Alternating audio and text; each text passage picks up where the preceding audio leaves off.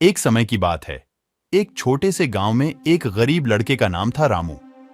रामू बहुत ही ईमानदार और निष्ठावान था। उसके परिवार में माँ बाप और एक छोटी बहन थी। रामू का सपना था कि वह अपने परिवार को खुशियों से भर दे। एक दिन रामू ने गांव के पुराने पेड़ के नीचे एक चमत्कारिक पुरानी किताब पाई। वह किताब भी चमत्कारी थी क्योंकि उसमें जादुई कहानियां थीं। रामू ने किताब को खोला और पढ़ने लगा। किताब में एक कहानी थी, जादुई चिराग की कहानी। इस कहानी में एक जादुई चिराग था जो किसी के भी मन की मुराद पूरी कर सकता था। रामू ने सोचा कि अगर वह यह चिराग प्राप्त कर लेता है तो वह अपने परिवार की सभी समस्याओं का समाधान कर सकेगा। रामू ने किताब के अनुसार चिराग की खोज शुरू की। वह पेड़ के निचले खोजते खोजते एक छिद्र में गिर गया।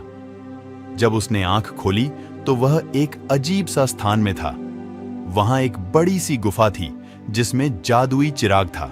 रामू ने चिराग को लिया और अपने गांव की ओर चला। रास्ते में उसने देखा कि उसके चिराग से उगाए हुए पेड़ पौधे हरे भरे हो गए थे।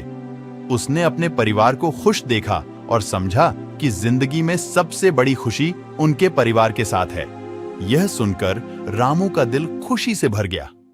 उसने सोचा कि वह चिराग किसी और के लिए उपयोग करेगा और उसने चिराग को एक गांव वाले भिक्षुक को दे दिया जिसने उसे प्राप्त किया। भिक्षुक ने भी चिराग का उपयोग अच्छे कामों में किया। वह गांव में अस्पताल, स्कूल और अन्य सामाजिक सुविधाओं की व्यवस्था करने लगा। इससे गांव का माहौल सुधारा और लोगों की जीवन की गुणवत्ता में सुधार हुआ।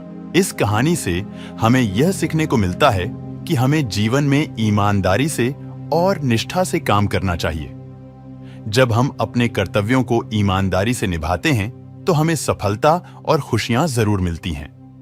हमें अपने सपनों को पूरा करने के लिए मेहनत करनी चाहिए, परंतु हमें किसी और की मदद करने के लिए भी तैयार रहना चाहिए।